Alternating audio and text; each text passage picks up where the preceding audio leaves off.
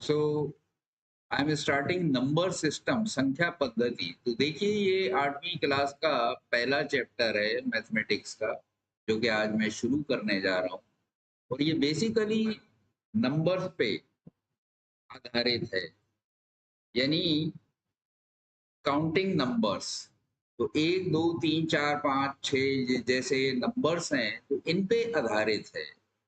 तो किस तरह से इनकी इन्वेंशंस हुई और किस तरह से ये इंट्रोड्यूस हुए, यही सब इसमें कवर होता है। तो नंबर जैसे आज आप जानते हैं कि इंग्लिश के नंबर्स हैं, हिंदी के नंबर्स हैं, इसमें संख्याएं हैं, वर्ड्स में इनके नाम हम लेते हैं, ये सब नंबर सिस्टम के अंदर आते हैं। तो ये आपका अध्याय 1 है, संख्या पद्धति। तो सबसे पहले जो इन्वेंशन हुआ था, सबसे पहले जो खोज हुई थी प्राकृतिक संख्याओं की, यानी मनुष्य ने जब गिनती गिनना शुरू की, तो उसने जो पहले वो नंबर्स दिए, 1 2 3 उसने जो निकाले। अब जाहिर है किस तरह से वो स्टार्ट हुए थे वो तो आज तक नहीं पता, लेकिन हाँ, नंबर्स जो हैं एक जमाने से ये इसी तरह से चले आ रहे हैं कि इंग्लिश में इसको 1 2 3 बोलते हैं, तो हिंदी में 1 2 3 बोलते हैं। तो इसी तरह अलग अलग भाषाओं में फिर ये गिनती शुरू हो गई। तो ये गिनती जो शुरू हुई, यानी ये नंबर्स जो हैं 1 2 3 वगैरह, ये प्राकृतिक या प्राकृत संख्या कहलाती हैं। इन्हें एन से प्रकट करते हैं, जो इनका पूरा समूह है एक से लेके अनंत तक।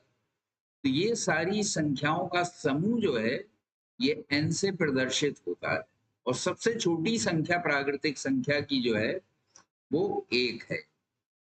तो इसमें देखिए, ये एक जो है ये सबसे बड़ी संख्या है, और अनंत का मतलब है कि वो बड़ी से बड़ी संख्या जिसके बारे में हम सोच भी नहीं सकते, जिसकी कोई सीमा नहीं है, उसे हम अनंत कहते हैं। यानी जहां तक हमारी समझ काम करे वहां तक ये जो नंबर हैं, अगर हम गिनते चले जाएं, उसे अनंत कहते हैं। तो इसके बाद आती है पूर्ण संख्याएं। तो देखिए, सबसे पहले 1 2 3 वगैरह ये नंबर की इजाद हुई थी, इनका खोज हुई थी। और उसके बाद जीरो भी इसमें शामिल कर दिया गया। जब प्राकृतिक संख्याओं में जीरो को भी सम्मिलित कर लिया गया, उसे शामिल कर लिया गया, तो ये एक और नया सेट बन गया, जिसे पूर्ण संख्याएं कहने लगे, और इसे डब्ल्यू से रिप्रेजेंट करते हैं। तो शून्य संख्या जो है, ये सबसे छोटी पूर्ण संख्या है, और अनंत इसमें भी सबसे बड़ी संख्या है। अब इन पूर्ण संख्याओं के अंदर दो तरह की संख्याएं हैं, एक तो सम संख्या होती है और विषम संख्या। तो सम संख्या किसे कहते हैं? वो संख्या जो दो से पूर्ण तरह विभाजित होती हैं, उन्हें सम संख्या कहते हैं। इन्हें ई से, क्योंकि इंग्लिश में ई से इवन होता है। इवन का मतलब होता है वो संख्याएं जो दो से कटने वाली हैं, जो दो से पूरी तरह विभाजित हो जाती हैं, उन्हें हम सम यानी इवन नंबर्स कहते हैं। तो हिंदी में सम संख्याएं और इंग्लिश में even numbers.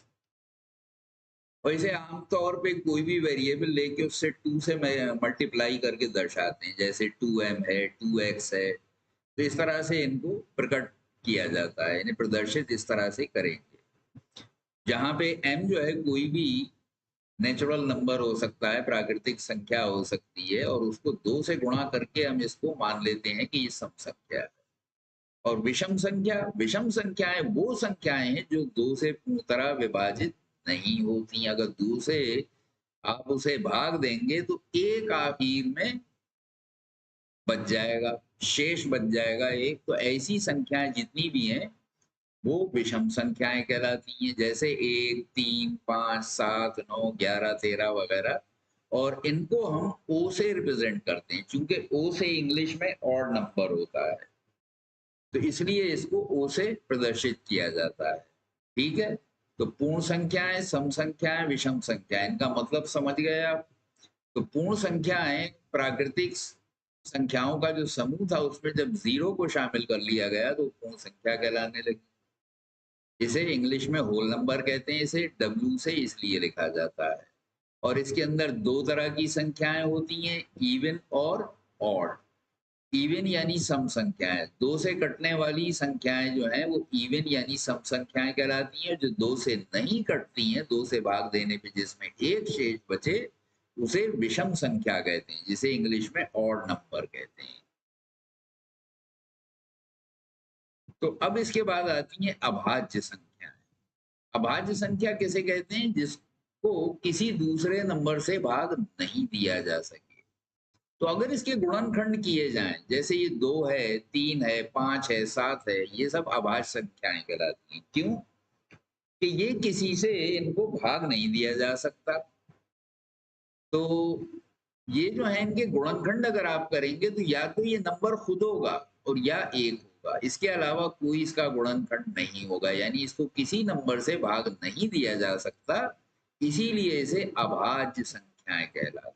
Prime numbers English में प्राइम नंबर कहते हैं, हिंदी में अभाज्य संख्याएं कहते हैं। और भाज्य संख्याएं कौन सी हैं? जिन्हें भाग दिया जा सके, यानी जिनके दो से ज्यादा गुणनखंड होते हैं। तो एक से बड़ी वे संख्याएं जो स्वयं तथा एक के अतिरिक्त कम से कम एक दूसरी संख्या से विभाजित हो जाए, वो भाज्य संख्याएं कहलाती हैं। जैसे 4, 6, 9, 10, 15, 21 वगैरह। तो देखिए 4 एक से भी विभाजित हो जाएगी, 2 से भी हो जाएगी, 4 से भी हो जाएगी।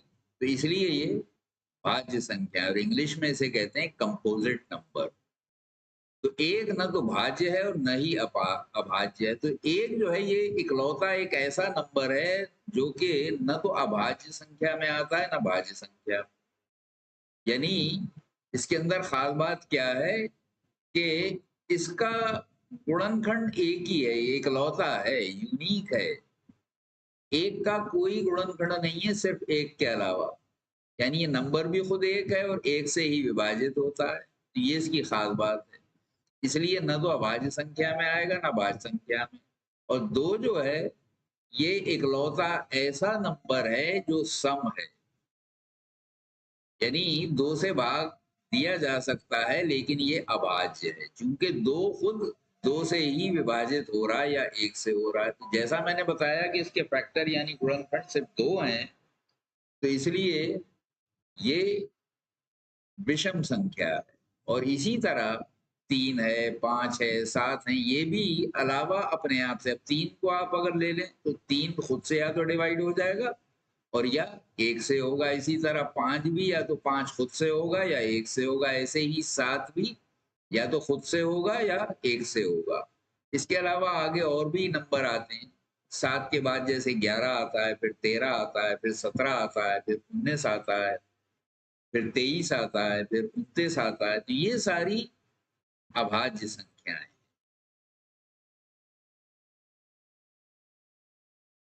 अब इसके बाद आते हैं पूर्णांक। तो पूर्णांक, अब हमने पहले प्राकृतिक संख्याएं की खोज की 1 से लेके अनंत तक, फिर 0 भी शामिल हो गया, तो ये होल नंबर हो गए। और जब इसमें इन अंकों के साथ अगर चिन्ह भी शामिल कर दिए जाएं, वे पूर्ण संख्याएं जो धनात्मक तथा ऋणात्मक चिन्हों के साथ प्रदर्शित की जाती हैं, पूर्णांक संख्या कहलाती है। इसे एक से प्रदर्शित आई से प्रदर्शित करते हैं, तो इसे आई से प्रदर्शित करते हैं। आई इंग्लिश में कहलाता है इंटीजर। तो इंटीजर को हिंदी में पूर्णांक कहते हैं। तो इंटीजर चूंकि आई से होता है इसलिए इसको पूरे को आई से हम रिप्रेजेंट करते हैं, यानी इसका जो सेट है, इसका जो समुच्चय है, उसे आई से, कैपिटल आई से दर्शाया जाता है। तो इसमें नेगेटिव नंबर्स भी हैं, यानी इन्हीं प्राकृतिक संख्याओं में अगर माइनस भी लगा दिया जाए और इन नंबरों को भी शामिल कर लिया जाए, तो ये जो समुच्चय बनेगा, ये जो सेट बनेगा, ये इंटीजर्स का सेट बनेगा। ठीक है। इसको नंबर लाइन पे अगर हम दिखाएंगे तो बीच में 0 होगा और इसके दाईं तरफ जो पॉजिटिव नंबर है, अब इसमें आप प्लस लिखें या ना लिखें, ये धनात्मक है। और इसके उल्टी तरफ ऋणात्मक संख्याएं होंगी, यानी ऋणात्मक पूर्णांक है ये धनात्मक पूर्णांक है और 0 इकलौता है।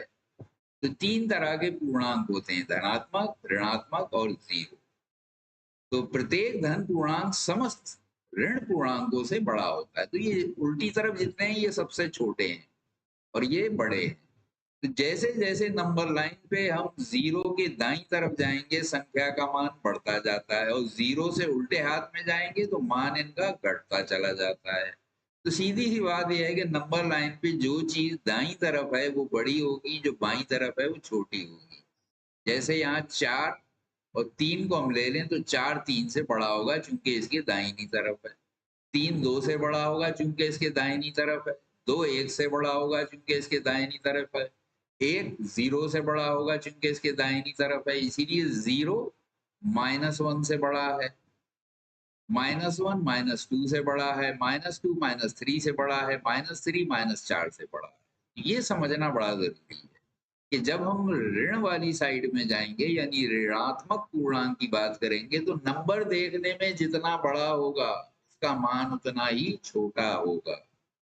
ठीक है, तो समझ में आ रहा है आप लोगों की जो थ्योरी बता रहा हूँ? कोई डाउट तो नहीं है इसमें? कोई डाउट हो तो मैसेज कर दीजिएगा। अभी कम लोग आए, सिर्फ 4 लोग ही दिखाई दे रहे हैं। कौन कौन आ गए? सादिया आ गई, फरहान, अर्श, दिशा, नौशीन और अरशद। 6 लोग हो गए। ओके, अच्छा। इसके बाद आता है पूर्णांकों का निरपेक्ष मान, एब्सोल्यूट वैल्यू। जैसे ये चिन्ह आपको दिखाई दे रहा है, अगर हम दो खड़ी लाइनें यानी कोई भी मान ले लें, मान लीजिए 3 लिख रहे हैं, उसके दोनों तरफ खड़ी लाइनें लगा दें, तो अब इसके अंदर चाहे माइनस ले लीजिए पाए या प्लस ले लीजिए, जब इसकी वैल्यू खोलेंगे तो ये धनात्मक हो जाएगा। तो इसकी खास बात यही है कि अंदर आप -3 लें या +3 लें, ये आपस में इक्वल होंगे, यानी इसका मान 3 ही होगा। ठीक है, तो पूर्णांकों का निरपेक्ष मान जो है +6 शून्य से कितनी दूर है या -6 शून्य से कितनी दूर है पर डिपेंड करता है। यानी जो भी इसकी एब्सोल्यूट वैल्यू का वो क्या है लॉजिक, कि जीरो जो है, जीरो आपने अभी देखा था सेंटर में होता है, अभी नंबर लाइन मैंने दिखाई थी। तो नंबर लाइन में देखिए जीरो से इसका डिस्टेंस जितना है, जीरो का जैसे 4 का डिस्टेंस है तो 4 है, 3 का डिस्टेंस जो है 3 है, चाहे ये दाईं तरफ लें या बाईं तरफ। अगर -4 का आप पूछेंगे तो -4 का डिस्टेंस भी उतना ही है जितना 0 से 4 का है।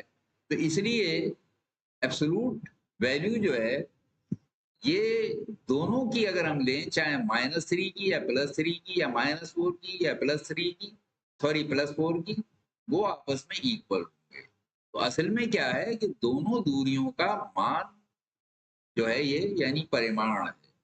अतः इस दूरी को निरपेक्ष मान कहते हैं। यानी -6 का निरपेक्ष मान भी 6 होगा और 6 का निरपेक्ष मान भी, ये धनात्मक है ये ऋणात्मक है, लेकिन दोनों का जो एब्सोल्यूट वैल्यू है यानी निरपेक्ष मान वो 6 ही होगा।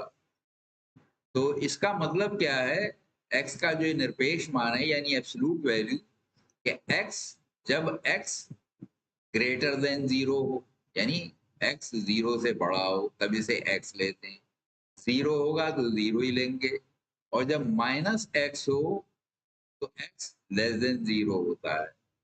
ठीक है, लेकिन इसको अगर इस सिंबल से हम रिप्रेजेंट करते हैं, जब खोला जाता है तो इसका मान, अगर ये एब्सोल्यूट वैल्यू ऑफ x की बात करें तो ये x ही आएगा। ठीक है, तो अब बात करते हैं पूर्णांकों के योग की। तो पूर्णांक यानी इंटीजर्स, तो -4 को अगर -2 से जोड़ेंगे तो दोनों जुड़ के -6 हो जाएंगे। तो इसमें देखिए याद रखने लायक बात क्या है कि जब साइन सेम होंगे तो आपस में जुड़ जाएंगे। अब देखिए ये दोनों निगेटिव थे, आपस में जुड़ के निगेटिव वैल्यू भी आ गई। अब यहाँ पे दोनों पॉजिटिव हैं, ये भी पॉजिटिव ये भी पॉजिटिव, तो दोनों जुड़ के +10 हो गए यानी 10 हो गया। तो यानी दोनों अगर एक जैसे साइन के हों तो भी जुड़ेंगे, और जैसे ऋणात्मक है दोनों तब भी जुड़ेंगे, धनात्मक है तब भी जुड़ेंगे, यानी एक जैसे साइन जो हैं वो हमेशा आपस में जुड़ेंगे। यानी माइनस वैल्यू है, अगर -2 है और -2 में जोड़ेंगे तो ये दोनों जुड़ जाएंगे और जुड़ने के बाद साइन इनका यही रहेगा, यानी ये 4 हो जाएगा। ठीक है। इसी तरह अगर प्लस का 2 है और इसको +2 से जोड़ेंगे तब भी ये 4 होगा। यहाँ ये -4 होगा। ठीक है। -2 जोड़ के माइनस के सॉरी -2 और -2 जोड़ के -4 हो जाएंगे। तो ऐसे ही यहाँ पे -4 और -2 को जोड़ेंगे तो -6 हो गया, और 6 और 4 को जोड़ दिया, दोनों धनात्मक हैं तो इसका मान 10 प्लस में या खाली 10 लिखें, एक ही बात है। और अगर एक नेगेटिव एक पॉजिटिव है तो आपस में घट जाएंगे, जिसका मान ज्यादा है उसका चिन्ह आएगा। अब यहाँ -6 था, यहाँ 2 था, तो न्यूमेरिकल वैल्यू जो है वो 6 की ज्यादा है 2 के मुकाबले, तो जो चिन्ह 6 का था वही यहाँ पे आया। देखिए -4 आया इसीलिए, और यहाँ पे ये +8 है, ये -3 है, तो यहाँ प्लस वाला बड़ा है, तो यहाँ चिन्ह प्लस का आया। तो पूर्णांकों का इसी तरह घटाना होता है। अब अगर 8 में से -2 को घटाएंगे तो चूंकि ये ऋणात्मक था, ये माइनस और माइनस जुड़ जाएंगे, जुड़ के यहाँ पे माइनस माइनस प्लस हो जाएंगे, और अब ये दोनों प्लस के हो गए इसलिए आपस में जुड़ जाएंगे। तो जैसा मैंने अभी बताया था कि एक जैसे चिन्ह वाले आपस में जुड़ जाते हैं, जो उनका चिन्ह होगा वही आंसर भी चिन्ह होगा। दोनों ऋणात्मक हैं तो जुड़ जाएंगे लेकिन ऋणात्मक ही रहेंगे, दोनों धनात्मक हैं जुड़ जाएंगे लेकिन धनात्मक ही रहेंगे।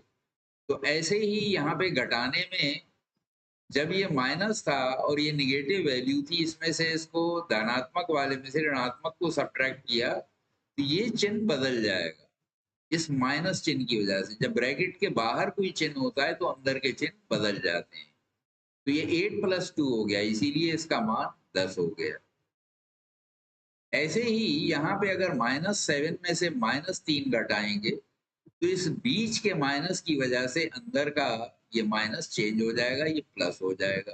अब ये नेगेटिव है ये पॉजिटिव है तो यहाँ पे घटेंगे, तो 7 में से 3 घट जाएगा और माइनस का 4 रहेगा। चूंकि 7 का चिन्ह जो है ऋण था, ये बड़ा है, तो जो बड़ा होता है उसी का आंसर में चिन्ह आ जाता है। अब 8 में से 5 माइनस करेंगे, 8 में से 5 घटाएंगे, दोनों धनात्मक से, बीच में माइनस है तो ये धनात्मक ही आएगा और घट जाएगा। ऐसे ही 7 में से अगर 9 घटाएंगे, 9 यहाँ बड़ा है, इसका माइनस चिन्ह है तो ये -2 आएगा। ठीक है। और +7 में से माइनस को घटाएंगे, -9 को, तो माइनस माइनस प्लस होके दोनों जुड़ जाएंगे और इसका मान 16 आ जाएगा। सर आपने लिंक सेंड नहीं किया है। अच्छा लिंक, हाँ मैं सेंड करना भूल गया, मैं अभी सेंड कर देता हूँ, शायद ज्यादा बच्चे आज इसीलिए नहीं आए। ठीक है, मैं अभी शेयर कर देता हूँ। अच्छा हुआ आपने याद दिला दिया मुझे। मैं अभी भेज रहा हूँ।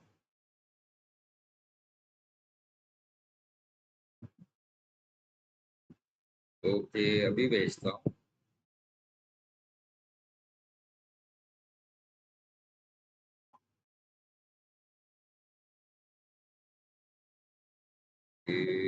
वॉइस को अब मैं भेज रहा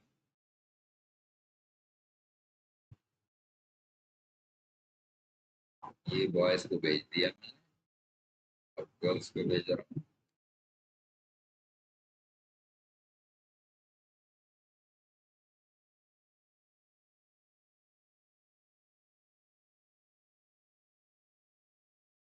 आज लिंक भेजना भूल गया, थोड़ा सा लेट हो गया था इसलिए ध्यान नहीं रहा।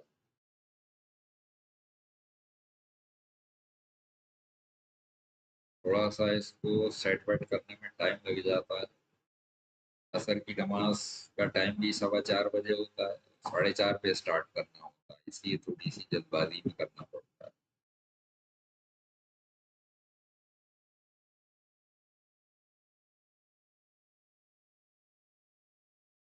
ठीक है, मिल गया आप लोगों को। अच्छा, पुराने ग्रुप में भी भेज दे रहा हूँ।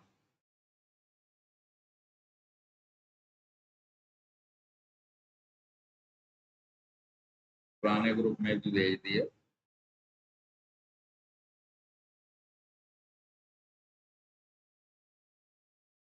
ठीक है, मिल गया लिंक सबको?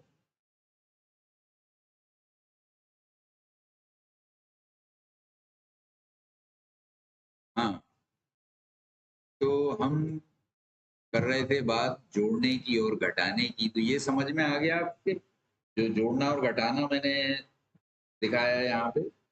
ओके, सादिया कह रही है लिंक आ गया। Okay, thank you. अच्छा हुआ आप लोगों ने याद दिला दिया, मुझे आज ध्यान नहीं रहा था बिल्कुल। अच्छा, अब बात करेंगे योगात्मक प्रतिलोम। प्रतिलोम का मतलब होता है उल्टा। यानी कोई चीज अगर मान लीजिए इस तरह की है कि एक मान लीजिए आप यहाँ पे बात करें, एक ये इस तरह से ये आदमी है और एक टांगे ऊपर हो जाएं और सर नीचे हो जाए, तो ये एक दूसरे के क्या होंगे? प्रतिलोम हो जाएंगे। तो इसी तरह अगर एक धनात्मक है और दूसरा ऋणात्मक है, मान लीजिए एक +2 है एक -2 है, तो ये भी एक दूसरे के विलोम होंगे। तो प्रत्येक पूर्णांक और इसके योगात्मक प्रतिलोम का योगफल 0 होता है।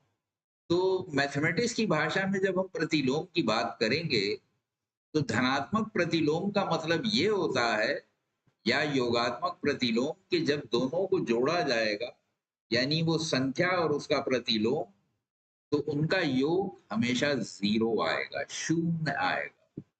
ठीक है, तो दो प्रतिलोम जैसे यहाँ +2 और -2 मैंने दिखा है, इनको अगर जोड़ दिया जाए तो इनका मान जो है 0 हो जाएगा। जैसे -12 का योगात्मक प्रतिलोम जो है 12 है, तो इन दोनों को अगर हम जोड़ देंगे तो 0 आ जाएगा। 5 का योगात्मक प्रतिलोम -5 है, अगर जोड़ देंगे तो ये भी 0 आ जाएगा। अच्छा, अब बात करते हैं पूर्णांकों का गुणनफल। तो गुणनफल की जब हम बात करते हैं, तो दो प्लस वैल्यूज को अगर हम मल्टीप्लाई करेंगे तो इनका गुणनफल भी धनात्मक आएगा। दोनों धनात्मक अगर थी तो इनका गुणनफल भी धनात्मक आएगा। यानी दो धनात्मक पूर्णांकों का गुणनफल धनात्मक होता है। और अगर एक ऋणात्मक है एक धनात्मक है, तो इनका गुणनफल ऋणात्मक आएगा। चाहे पहले वाली ऋणात्मक है या बाद वाली, दोनों अगर एक दूसरे के अपोजिट साइन है, एक धनात्मक है एक ऋणात्मक है, तो गुणनफल हमेशा ऋणात्मक आएगा। और जब दोनों धनात्मक हैं या दोनों ऋणात्मक हैं, तो गुणनफल हमेशा पॉजिटिव आएगा, धनात्मक आएगा। ठीक है, तो दो ऋण पूर्णांकों का गुणनफल धन पूर्णांक होता है, और दो धनात्मक पूर्णांकों का गुणनफल भी धनात्मक होता है। यानी दोनों अगर ऋण होंगे तब भी गुणनफल धनात्मक आएगा, और दोनों धन है तब भी धन आएगा। यानी दोनों धनात्मक हैं तब भी इनका गुणनफल धनात्मक, और दोनों ऋणात्मक हैं तब भी गुणनफल धनात्मक। यानी सेम साइन जब होते हैं तो उनका जो प्रोडक्ट है, उनका जो गुणनफल है, वो हमेशा पॉजिटिव आता है। और जब नेगेटिव होते हैं तो एक अगर नेगेटिव है एक पॉजिटिव है तो नेगेटिव आएगा, और अगर दोनों नेगेटिव हैं तब भी पॉजिटिव आएगा। यानी साइन जब एक जैसे हैं तो धनात्मक आएगा, और एक -1 प्लस है तो माइनस आएगा। तो ये इस तरह से ये हिसाब चलता है इसका। चलिए अब बात करते हैं पूर्णांकों का गुणन संक्रिया। तो जैसे अभी मैंने बताया कि अगर दोनों पॉजिटिव हैं तो गुणनफल प्लस आएगा, दोनों माइनस है तब भी प्लस आएगा, एक प्लस एक माइनस है तो माइनस आएगा। ठीक है, यानी या तो दोनों प्लस होना चाहिए या दोनों माइनस होना चाहिए, तब गुणनफल हमेशा पॉजिटिव आएगा। और एक धनात्मक एक ऋणात्मक होगा तब ऋणात्मक आएगा। तो उसका यहाँ पे लिस्ट मैंने दे दी है, देखिए कि यहाँ पे ये भी धनात्मक है ये भी धनात्मक है, तो इसका आंसर भी धनात्मक आया। प्रोडक्ट जो है, और जब दोनों माइनस है, ये भी माइनस, ये भी माइनस, तब भी ये धनात्मक आया। हाँ, एक धनात्मक और एक ऋणात्मक, ये धन है ये माइनस है, तो ये माइनस आएगा। यानी अपोजिट साइन जब होंगे और आपस में मल्टीप्लाई करते हैं तो इन दोनों केस में देखिए नेगेटिव आया। और यहाँ जब दोनों एक जैसे थे, दोनों प्लस थे या दोनों माइनस थे, तब दोनों धनात्मक आए। ठीक है।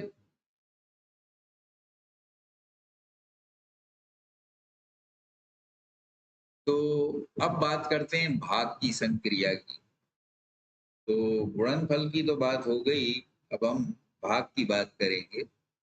तो भाग में भी वैसा ही होता है, जब एक जैसे चिन्हों को एक दूसरे से भाग दिया जाता है तो भागफल पॉजिटिव आता है। जैसे 20 को हमने 4 से भाग दिया तो 4 पंजे 20, 5 आंसर आ गया। यानी 20 को 4 से भाग देने पे 5 आंसर आ गया। और ये दोनों पॉजिटिव थे, ये भी पॉजिटिव आया। ठीक है। और जब दोनों नेगेटिव हैं, ये भी नेगेटिव, ये भी नेगेटिव, तब भी पॉजिटिव आया। क्योंकि ये देखिए -75/-15 हो जाएगा, इसको इससे भाग देंगे, माइनस से माइनस कैंसिल हो जाता है और 5 रह जाता है।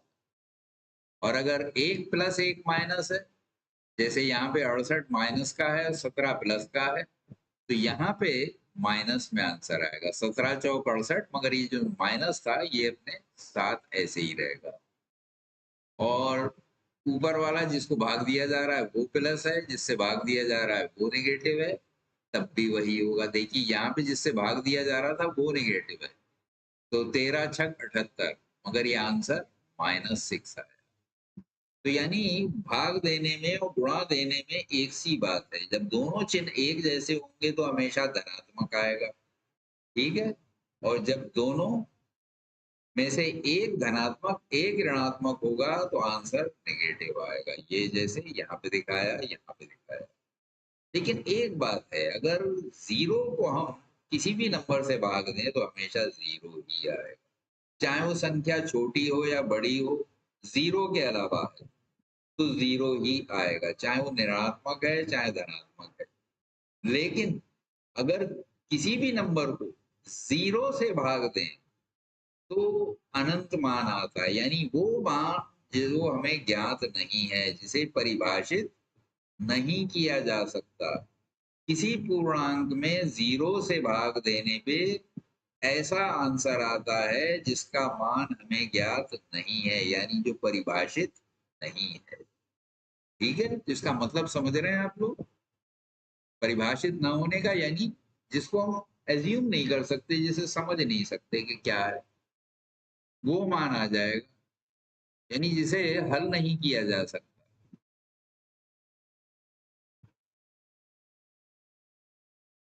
तो अब बात करते हैं कोष्ठक की।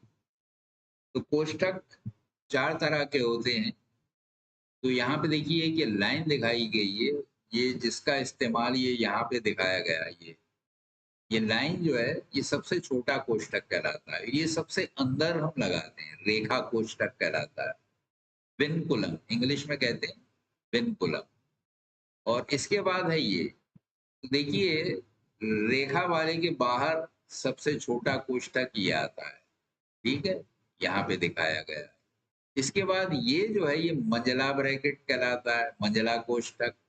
ये इसके बाहर यूज होगा, देखिए यहाँ हो रहा है यूज, और इसमें ये बीच में लगा हुआ है।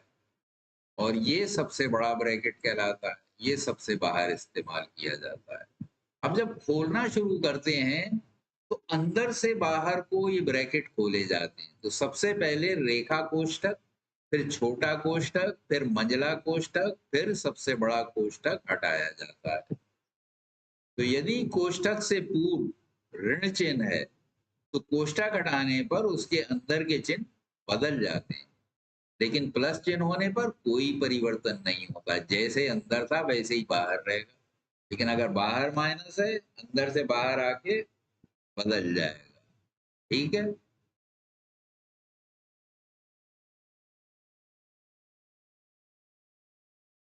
तो इसको देखिए हल करना, यहाँ पे मैंने दिखाया है कि कैसे ये हल होगा।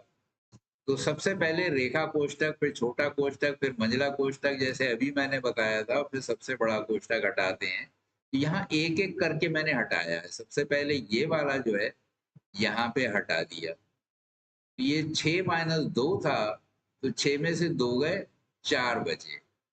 लेकिन जब इसे खोलेंगे 6 धनात्मक था, लेकिन बाहर ऋण था, तो ये भी ऋण हो गया। ठीक है। इसके बाद ये वाला कोष्ठक हटाया जाएगा। तो यहाँ छोटा कोष्ठक हटा दिया। ठीक है। तो यहाँ पे ये 7 में से 4 चले गए, 3 आ गए, और 9 में से घट जाएगा, क्योंकि यहाँ पे तो 7 प्लस का था लेकिन बाहर माइनस था, तो चिन्ह माइनस ही आएगा। इसके बाद यहाँ पे 9 में से 3 गए, 6 आ गए। इसके बाद ये मंझला कोष्ठक जब आपने खोला तो 9 में से 3 घट के 6 आ गए, यहाँ बाहर माइनस था तो ये भी माइनस हो गया। अब 12 में से 6 घटेंगे तो ये बड़ा कोष्ठक भी हट जाएगा। तो 12 में से 6 गए, 6 बचे, लेकिन बाहर चिन्ह माइनस था, माइनस ही रहेगा। अब 14 में से 6 गए, 8 बच गए। तो ये आपका आंसर हो गया। तो इस तरह से इसे हल किया जाता है। ठीक है, ये हल करना समझ में आ गया आप लोगों के। तो आज अभी तक कम बच्चे हैं। नौशीन दिखाई दे रही हैं, दिशा, अर्श, फरहान, सादिया और अल्तमश, यही लोग हैं आज। अब 8 हो गए, एक कोई और आया। तो ठीक है। तो अभी आप लोग पीछे ही हैं। आपके यहाँ जो चल रहा है वो अभी पिछला स्लाइड दिखा रहे हैं, और मैं आगे एक्सप्लेन ही कर चुका। ठीक है, मैं आगे बढ़ता हूँ। थोड़ा यहाँ से वहां तक जाने में सिग्नल देर में जाता है, तो आप लोगों तक जब तक पहुंचता है मैं उस स्लाइड को एक्सप्लेन कर चुका होता हूँ।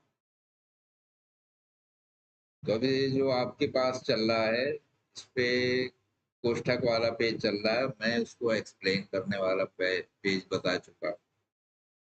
चलिए ठीक है, मैं आगे बढ़ता हूँ, वरना बीच में आपको लगेगा कि मैं खामोश हो गया, ब्रेक हो गया। अब बात करेंगे हम बॉड मास की। तो देखिए, कोष्ठक जो आप लोग समझ रहे थे, कोष्ठक के बाद अब हम बात करेंगे बॉड मास की। तो कोष्ठक में पहले मैंने बताया कितने तरह के कोष्ठक होते हैं। तो 4 तरह के कोष्ठक हैं। सबसे छोटा रेखा कोष्ठक होता है, उसके बाद छोटा कोष्ठक, फिर मंझला कोष्ठक, फिर बड़ा कोष्ठक, और इनको अंदर से बाहर खोलते हुए चलते हैं। सबसे पहले यानी रेखा कोष्ठक को खोलेंगे, फिर छोटे कोष्ठक को, फिर मंझले कोष्ठक को, फिर बड़े कोष्ठक। और अगर बाहर माइनस चिन्ह होगा तो अंदर के चिन्ह बदल जाते हैं। ये मैं अभी जो हल किया उसमें आपने देखा होगा कि सबके बाहर माइनस था, तो खोलने पे सबकी वैल्यू नेगेटिव ही आती चली गई, ऋणात्मक ही आती चली गई। और आखिर में आप देख रहे होंगे कि 12 में से 6 गए तो 6 आए थे, और वो 6 भी निगेटिव थे। फिर 14 में से 6 घटे और आंसर आपका 8 आ गया। तो इस तरह से घटते घटते आपका रिड्यूस होके 8 आंसर आ गया। अब हम बात करेंगे बॉड मास की। तो बॉड मास यानी जो ऑपरेशंस हैं वो किस ऑर्डर में हल किए जाते हैं, उसे हम बॉड मास कहते हैं। यहाँ बी से ब्रैकेट है, बी से ब्रैकेट यानी कोष्ठक, और उसके बाद ऑफ, यानी हिंदी में, इंग्लिश में ऑफ कहते हैं, हिंदी में का। जैसे 10 का 2/3, अगर मैं कहूं 10 का 2/3 तो क्या हो जाएगा, 20/3 हो जाएगा। तो ये का यानी ऑफ, किसी चीज का कितना, कोई चीज है कितना हिस्सा है, उसको ऑफ से हम डिफाइन करते हैं। जैसे 10 का 2/3, इसका मतलब क्या हुआ, 10 का 2/3 हिस्सा। तो उसके लिए ऑफ यूज किया जाता है। ठीक है। यानी इसका मतलब क्या है कि ये हिस्से की बात होती है कि इसका हिस्सा कितना। ठीक है। और ब्रैकेट जो है ये तो आपने देख ही लिया कि 4 तरह के होते हैं, लाइन वाला, फिर छोटा वाला, फिर मंझला वाला, फिर बड़ा वाला।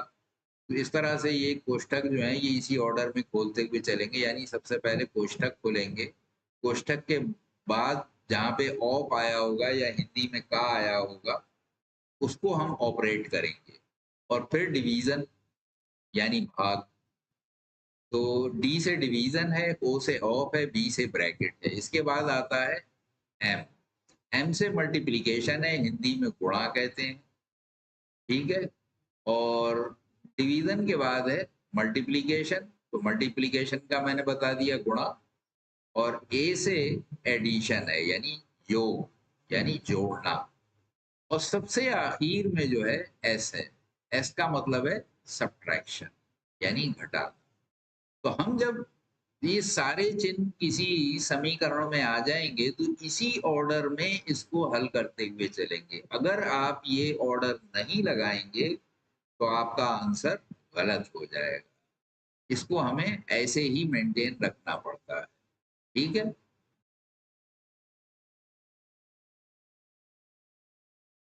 तो अब बात करेंगे परिमेय संख्या की।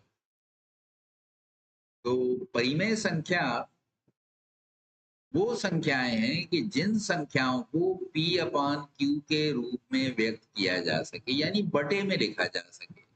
तो जैसे यहाँ पे बटे में दिखाई गई है -5/2, 1 सही 3/7, 8।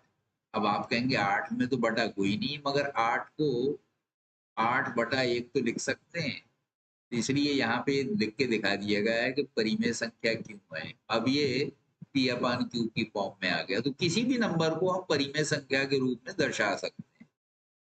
तो इसलिए इसमें परेशान होने की बात नहीं है। अब जैसे यहाँ पे -12 है, इसको भी हम -12/1 के रूप में दिखा सकते हैं, तो ये भी पी क्यू की फॉर्म में आ जाएगा, तो यानी ये भी परिमेय संख्या हो गई। तो परिमेय संख्या वो संख्या है जिसे P/Q के रूप में दर्शाया जा सके, और जिसमें P और Q जो है वो पूर्णांक होते हैं, लेकिन Q जो है शून्य नहीं होना चाहिए। यानी हर जो है, यानी इंग्लिश में कहते हैं डिनोमिनेटर, ऊपर वाले को न्यूमरेटर कहते हैं, नीचे वाले को डिनोमिनेटर कहते हैं। तो हिंदी में ऊपर वाले को अंश कहते हैं, नीचे वाले को हर कहते हैं। तो हर जो है वो 0 नहीं होना चाहिए, क्योंकि 0 से अगर किसी नंबर को डिवाइड करते हैं तो अनंत आता है, या वो मान आता है जो कि हल नहीं किया जा सकता, जिसका मान लगाना मुश्किल है। मुश्किल ही नहीं, नामुमकिन समझिए। तो इसलिए इंग्लिश में इसे हम डिफाइन करेंगे, any number which can be expressed in the form of P upon Q where P and Q are integers but Q should not be 0, then it will be a rational number। तो परिमेय संख्या को English में rational number कहते हैं। एक बार फिर मैं दोहरा देता हूँ इसकी डेफिनेशन, जैसे अभी हिंदी में आपको लिखी भी दिखाई दे रही है, मैंने ओरली भी बता दिया, ऐसे ही इंग्लिश में भी इसकी डेफिनेशन है। और वो डेफिनेशन इस तरह है कि any number which can be express in the form of P upon Q where P and Q are integers but Q should not be 0। यानी डिनोमिनेटर जो है वो 0 नहीं होना चाहिए। और अगर आप हिंदी की बात करें तो हर जो है वो 0 नहीं होना चाहिए, वरना उसका ऐसा मान आ जाता है जिसे हल नहीं किया जा सकता। इसलिए उसे हम रैशनल नंबर नहीं कहेंगे। तो रैशनल नंबर वही है जो P अपान Q की फॉर्म में हो, जहां P और Q दोनों पूर्णांक हो, मगर Q 0 नहीं होना चाहिए। अब क्यों कहा Q 0 नहीं होना चाहिए, कि 0 भी तो पूर्णांक है। आप कहेंगे आपने तो अभी कहा कि पूर्णांक हो दोनों, और 0 भी पूर्णांक है, तो ये शामिल क्यों नहीं है। तो इसीलिए साथ जता दिया कि 0 नहीं होना चाहिए। यानी पूर्णांक तो दो तरह के होते हैं, धनात्मक ऋणात्मक, और तीसरा 0। तो प्लस माइनस तो हो सकते हैं, लेकिन जीरो नहीं होना चाहिए डिनोमिनेटर। जीरो आ गया तो समझ लीजिए कि अब आप उसका मान नहीं निकाल सकते, वो आपके लिए बेकार है। तो इसलिए वो रेशनल नंबर नहीं होगा, वो परिमेय संख्या नहीं होगी। ठीक है, तो अब आगे चलते हैं। तो शून्य परिमेय संख्या है मगर इकलौती है। उसके अलावा बाकी उसके दाईं तरफ जितने होते हैं वो धनात्मक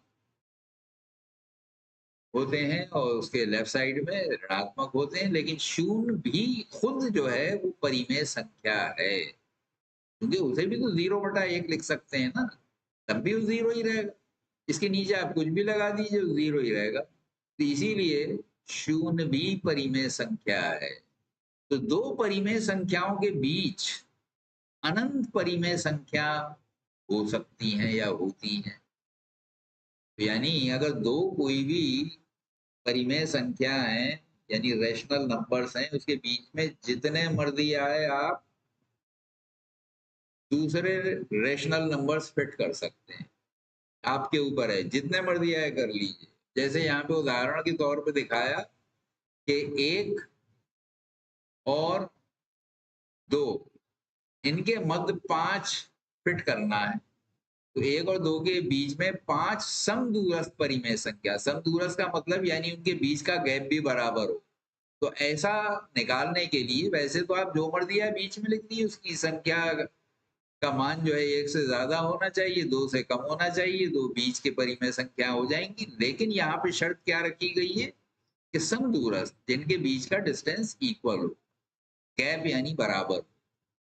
तो 1 और 2 के बीच अगर हमें निकालना है तो क्या करेंगे, जितने निकालना है उससे 1 ज्यादा लेंगे, उससे भाग दे देंगे। तो ऐसा क्यों होता है कि बीच के गैप उससे 1 ज्यादा होंगे जितने आपको चाहिए। देखिए मैं यहाँ दिखाता हूँ, 1 और 2, इसके बीच में मान लीजिए एक ए है, एक बी है, एक सी है। अब ये गैप कितने हो गए, 1 2 3 और ये 4 गैप हो गए। तो 3 जब इंसर्ट करना है तो गैप 4 हो गए, तो इसलिए हम एक नंबर बड़ा लेके डिवाइड करते हैं। तो अगर 5 इंसर्ट करना थे तो 6 से हमने भाग दिया। ठीक है, यानी 6 भागों में बांट दिया। तो एक को भी 6 से गुणा करेंगे, 6 से भाग देंगे, और 2 को भी 6 से गुणा करेंगे, 6 से भाग देंगे। तो ये इंटीजर्स से ये रेशनल नंबर बन जाएंगे। वैसे तो रेशनल नंबर पहले भी था, कोई भी नंबर हो उसे हम रेशनल नंबर भी कह सकते हैं, क्योंकि उसके नीचे एक तो लगाया ही जा सकता है। तो यहाँ एक को देखिए हमने खुद ही बदल दिया, 6/6 कर दिया, और 2 को हमने 12/6 कर दिया। अब इसके बीच में अगर आपको लगाना है तो क्या करेंगे, इसमें एक जोड़ते चले जाइए। 6 में एक जोड़ा तो एक नंबर आ गया। इसके बाद ये जो आया था 6 और 1, इसमें फिर एक और जोड़ दिया तो 6 + 2 आ गया। फिर एक और इसमें जोड़ा तो 6 + 3 आ गया। फिर एक और जोड़ा तो 6 + 4 आ गया। एक और जोड़ा तो 6 + 5 आ गया। तो ये देखिए 5 नंबर आ गए, और ये 2 से छोटा है क्योंकि 11/6 है, और ये 7/6 है। तो 11/6 जो है वो 2 से छोटा है, क्योंकि 2 जो है वो 12 हो जाता है। अगर यहाँ पे 12/6 हो तो ये 2 हो जाएगा। तो 2 से ये छोटा है, तो ये 2 से छोटा है और ये 1 से बड़ा है। और इन सबके बीच में गैप जो है 1/6 का हो गया, क्योंकि हमने 1/6 ही तो जोड़ा है सब में, इसलिए समदूरस्थ हो गए सब। एक बराबर का गैप हो गया। तो कितने हो गए ये देखिए, 1 2 3 4 5 हो गए। ठीक है, 5 ही हमें इंसर्ट करना थे। तो यहाँ पे 5 समदूरस्थ परिमेय संख्याएं ज्ञात करना थी, ये 5 आ गई। तो ये 5 वो संख्याएं हैं जो एक दूसरे से, जिनका गैप बराबर है। यानी इसका मतलब क्या है कि अगर 8/6 है, इसमें से 7/6 घटाएंगे तो 1/6 आ जाएगा। तो ये इसमें से भी इतना ही आएगा, इनके बीच का गैप भी इतना ही आएगा, इनके बीच का भी इतना ही आएगा, और इनके बीच का भी इतना ही आएगा। यानी 1/6 ही आएगा, क्योंकि हमने जोड़ा ही 1/6 है। ये तो हमारी समझदारी थी कि हमने 1/6 ही जोड़ा, तो अपने आप आए। आप उसमें कुछ कर ही नहीं सकते। ठीक है, ओके। आप भी कहोगे सर तो अपने मियाँ मिट्टू खुद ही बन रहे हैं। चलिए, क्लियर हो गया। तो दो परिमेय संख्याओं के मध्य समदूरस्थ संख्या ज्ञात करना, जैसे अभी मैंने दिखाया एक उदाहरण, फिर वैसे ही हम यहाँ पे करेंगे। तो वहां तो नंबर बहुत आसान थे, 1 और 2 था। अब यहाँ पे दोनों बटे में है, ये भी फ्रैक्शन में है, ये भी फ्रैक्शन में है, दोनों भिन्न है। ऐसे में क्या करेंगे, पहले दोनों के हर को बराबर करना पड़ेगा। इसका 2 है, इसका 4, तो इसके बीच में 8 परिमेय संख्याएं डालना। तो सबसे पहले तो हम इन दोनों को बराबर करेंगे। तो यहाँ पे 2 छोटा है, 4 इससे 2 गुना है, तो हम 2 से गुणा कर देंगे इस वाले को। इसको हम 2 से गुणा कर देंगे, 2/2 से। तो ये -1/2 था, -2/4 हो जाएगा जब हम 2 से ऊपर नीचे गुणा करेंगे। और दूसरा पहले ही 5/4 था।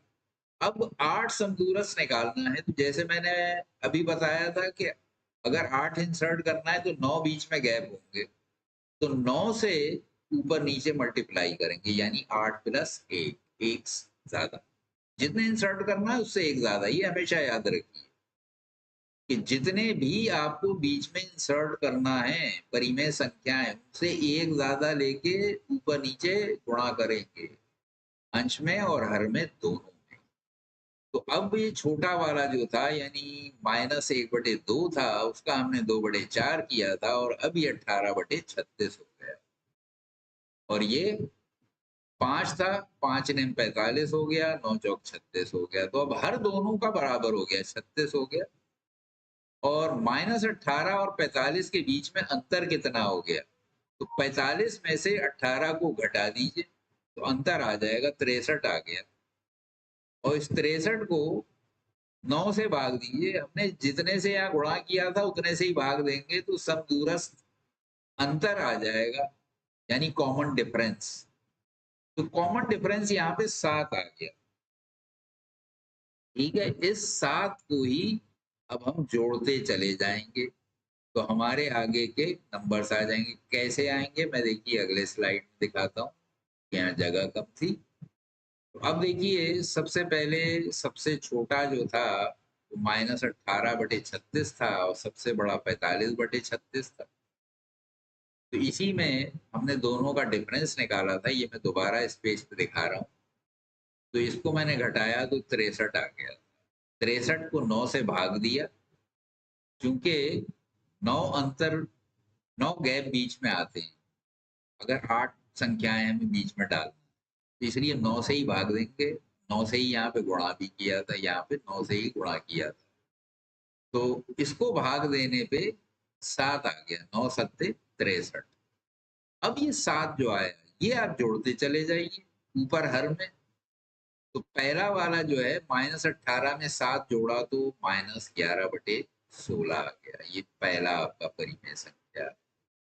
फिर आपने ये जो आंसर आया था इसको यहाँ ले गए, और फिर इसमें 7 जोड़ दिया, तो अब 11 माइनस का था, ये प्लस का है, तो इसमें से घट के 4 रह जाएंगे। तो -4/36 ये आपकी दूसरी परिमेय संख्या। अब फिर इसमें 7 जोड़ेंगे, तो अब 7 बड़ा है, ये छोटा है, तो अब धनात्मक मान आएगा, तो 3/36 आ गया, ये तीसरी परिमेय संख्या हो गई। अब हम अगले पेज पे चलते हैं, चूंकि जगह नहीं है। तो चौथी जो है, 3/36 में 7 जोड़े तो 10/36, ये चौथी परिमेय संख्या हो गई। फिर एक बार 7 जोड़ेंगे तो पांचवी संख्या हो जाएगी। फिर एक बार 7 जोड़ेंगे तो छठी संख्या। फिर 7 जोड़ेंगे तो सातवीं संख्या। फिर 7 जोड़ेंगे तो आठवीं संख्या। अब इसमें अगर 7 आप जोड़ेंगे तो क्या आएगा, 38 में, यानी 38 में 7 जोड़ेंगे तो कितना आ जाएगा, 45 आ जाएगा। दाईं तरफ वाली वैल्यू जो है 45 थी, वापस आ गई। तो यानी शुरू से आखिर तक अंतर कितने का है, 7 का ही है, यानी समदूरस्थ हो गए। इसी को हम समदूरस्थ कहते हैं। ठीक है, तो किसी को कोई डाउट? सादिया कह रही है लिंक आ गया। अब लिंक आया इनका। अच्छा, ठीक है। अच्छा, मैंने देखा अब होगा, भेजा उसी टाइम मोबाइल में। हाँ, मैं अपना समझाने में लगा हुआ था तो आप लोगों के मैसेज नहीं देख पाया था, तो अब देखा मैंने। ओके। अच्छा, अब एक और परिमेय संख्या पे आते हैं। इसमें ये बताना है कि दोनों में से कौन सा बड़ा है। परिमेय संख्याएं, एक ये -5/4 है, दूसरी 7/-9। तो ये कैसे जज करेंगे? अब इनके हर भी अलग हैं, अंश भी अलग हैं, कि दोनों में से बड़ा कौन है। तो ऐसे में क्या करते हैं, सबसे पहले दोनों के जो हर हैं उनको बराबर कर दीजिए। ठीक है, तो बराबर करने के लिए क्या करेंगे, ऐसी संख्याओं से गुणा करिए कि ये दोनों बराबर हो जाएं। तो अब देखिए, इधर पहली संख्या जो थी इसमें अंश नेगेटिव है, दूसरे में हर। तो सबसे पहले तो ये कीजिए, इन्हें एक जैसा कर दीजिए, या तो दोनों के अंश नेगेटिव हो जाए, ऋणात्मक, या दोनों के हर हो जाए। आसान ये रहता है कि अंश रहे तो ज्यादा बेटर रहता है, इसीलिए मैंने यहाँ पे देखिए ऊपर नीचे माइनस से गुणा कर दिया। तो -7/9 हो गया, ये -5/4 था, अब ये भी उसी फॉर्म में आ गया, एक ही रूप में आ गए दोनों। ठीक है, तो अब जो है दोनों के हर धनात्मक हो गए। ठीक है, अब ये भी 9 हो गया, यहाँ 4 था, तो दोनों धनात्मक हो गए। अब जरा इनको कंपेयर करना आसान होगा, अब इनको बराबर कर लीजिए।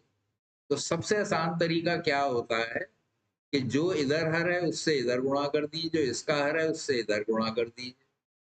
तो वही यहाँ पे किया है, देखिए -5/4 था, इसको ऊपर नीचे अगर सेम संख्या से देखिए ऊपर नीचे गुणा करेंगे इसके मान में कोई फर्क नहीं आएगा, इसलिए आप कर सकते हैं। ये मत सोचिएगा अपनी तरफ से सर ने जबरदस्ती कैसे कर दिया, ये बड़ा नंबर है तो ये बड़ा हो जाएगा, छोटा नंबर ना। 9 से 9 तो विभाजित होके एक ही रहेगा ना, 4 से 4 विभाजित एक ही होगा, तो ऊपर नीचे कैंसिल हो जाने हैं। तो मान इनका सेम रहेगा, बस देखने में ये बड़े हो जाएंगे। तो 9 चौक 36 ये भी हो जाएगा, 9 चौक 36 ये भी हो जाएगा, तो दोनों के डिनोमिनेटर सेम हो जाएंगे, ये दोनों एक हो गए। ये जरूरी था कंपेयर होने के लिए कि दोनों के हर जो है एक जैसे हो।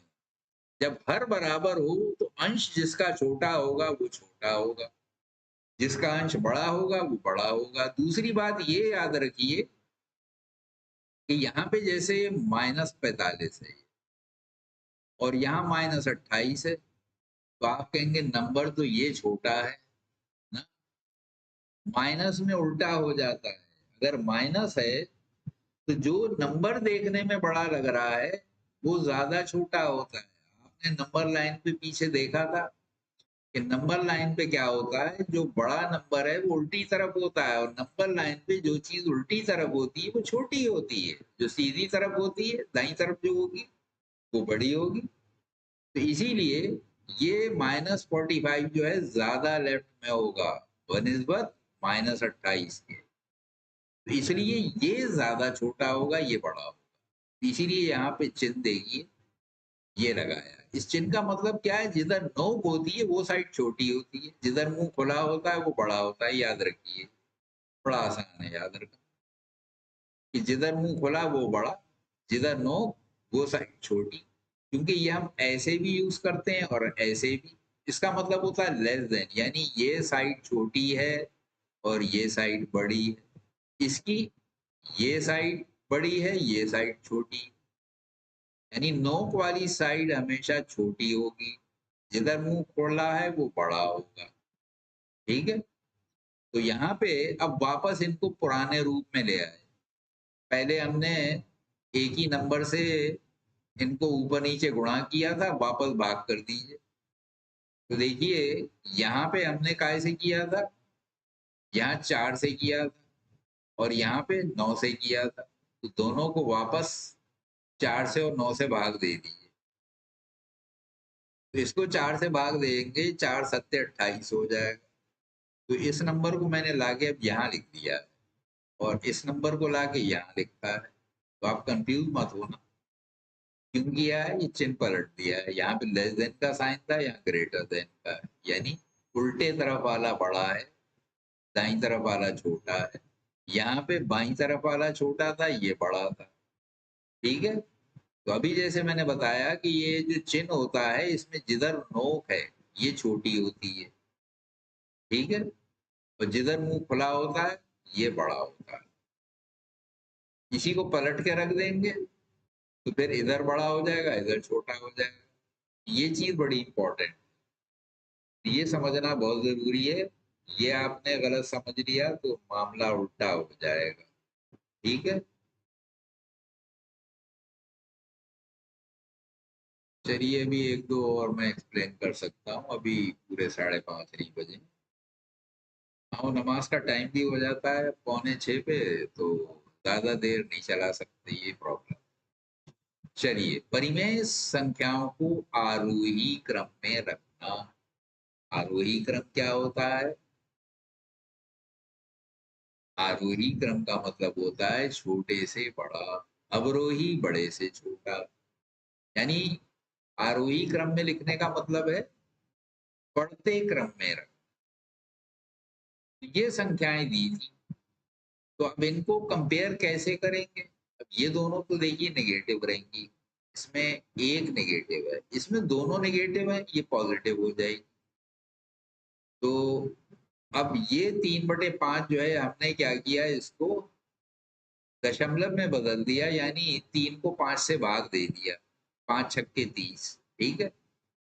तो यहाँ पे 5 से 3 को भाग दिया। अब ये नहीं जाता है तो क्या करेंगे, दशमलव लगाएंगे और एक 0 रख देंगे। अब ये 5 छक्के 30 हो जाएगा।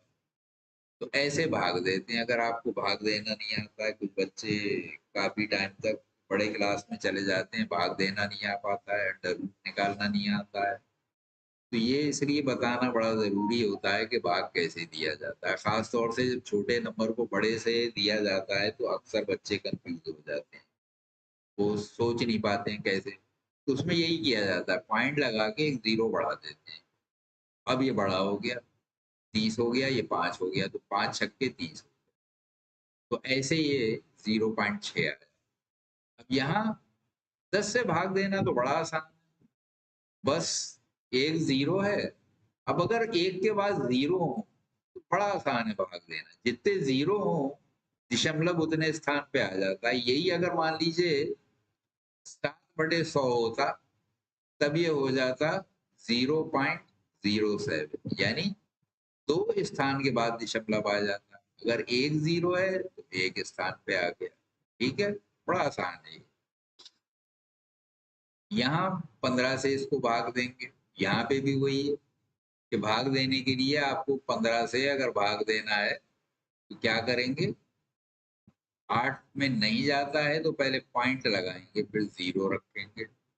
तो 15 पंजे 75, अब ये चला जाएगा, 5 बचा, फिर एक 0 ले सकते हैं, 15 दिए 45, तो ये चलता चला जाएगा, ये 5 बचता चला जाएगा। तो ये असल में आंसर जो आता है, ऐसे केस में हम क्या करते हैं, इस पे बार लगा देते हैं, यानी ये बार बार आता रहेगा। लेकिन यहाँ पे हमने ऐसे ही छोड़ दिया है क्योंकि राउंड ऑफ करने में वैल्यू में कोई फर्क पड़ता नहीं है, लेकिन दिखाना इसको ऐसे चाहिए था, तो वो दिखाया नहीं था यहाँ पे, इसलिए मैंने आपको ये बात बता दी। तो बहरहाल ये नेगेटिव है, ये पॉजिटिव है, ये नेगेटिव है, और ये माइनस से माइनस यहाँ कैंसिल होके ये पॉजिटिव आ गया। ठीक है, तो 3 पंजे 15, 3 छक 18, ये 6 आता चला जाएगा, इसमें बार बार आएगा। तो ये 4 मान आए। इसमें ये दोनों धनात्मक है, धनात्मक में भी ये बड़ा है, ये छोटा है।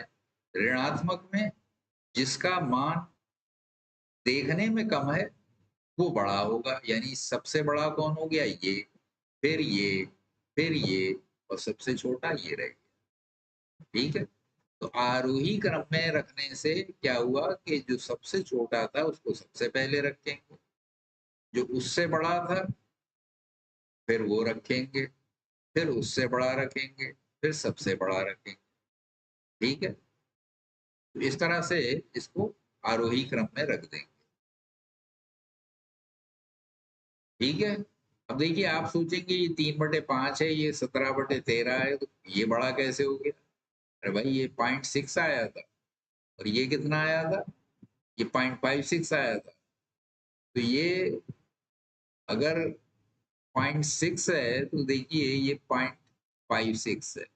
यहाँ जीरो तो अपनी तरफ से लगाया जा सकता है ना, तो 60 बड़ा है 56 बड़ा है? 60 बड़ा है ना, तो इसलिए ये बड़ा हुआ, यानी ये सबसे बड़ा हुआ। इसके बाद ये वाला हुआ, ये यहाँ आ गया, और सबसे छोटा ये है, और इससे पहले ये है। ठीक है, यानी ये आ गया, और ये आ गया। ये आरोही क्रम हो गया। ठीक, ओके, तो यहीं खत्म करते हैं। ये चैप्टर जरा बड़ा है, ये शायद 3 घंटे में पूरा होगा। तो अभी तो बेसिक्स बता रहा हूँ, यानी डेफिनेशन आज समझाइए, कुछ इसके एग्जांपल्स कल समझा दूंगा, और फिर परसों एक्सरसाइज दूंगा आप लोगों को करने के लिए। तो अब आप मुझे ये बताइए कि अगर मैं मेंटल एबिलिटी का तो डेली अभी 9 तारीख तक मुझे जारी रखना है, उसमें कल मेंटल एबिलिटी का थ्योरी में पूरी करा दूंगा, एग्जाम्पल भी कल हो जाएंगे, क्योंकि कल जो शुरू किया था हमने वो लास्ट चैप्टर था, वो लास्ट चैप्टर कल खत्म हो जाएगा। तो इसके बाद जो पिछले सालों के पेपर्स हैं उनकी मैं प्रैक्टिस कराना चाहता हूँ, और प्रैक्टिस कराने में टाइम भी लगेगा, क्योंकि 90 क्वेश्चंस आते हैं एक सेट में। तो डिस्कस करने में 30 मैक्सिमम हम लोग एक दिन में कवर कर सकते हैं।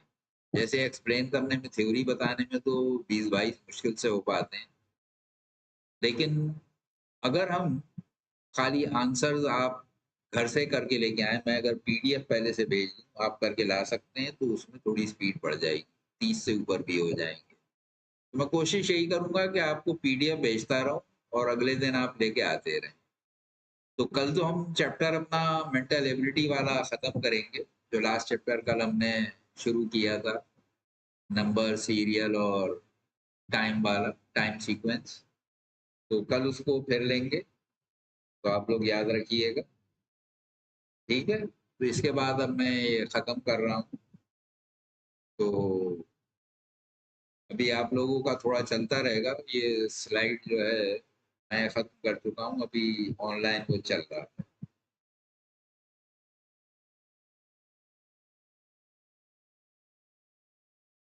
ओके, अल्लाह हाफिज, कल मिलेंगे। कल हम वही अपना मेंटल एबिलिटी का नंबर सीरियल और टाइम सीक्वेंस वो फिर आगे जारी रखेंगे। उसका दूसरा लाइव कल 4:30 बजे स्टार्ट करेंगे। ओके।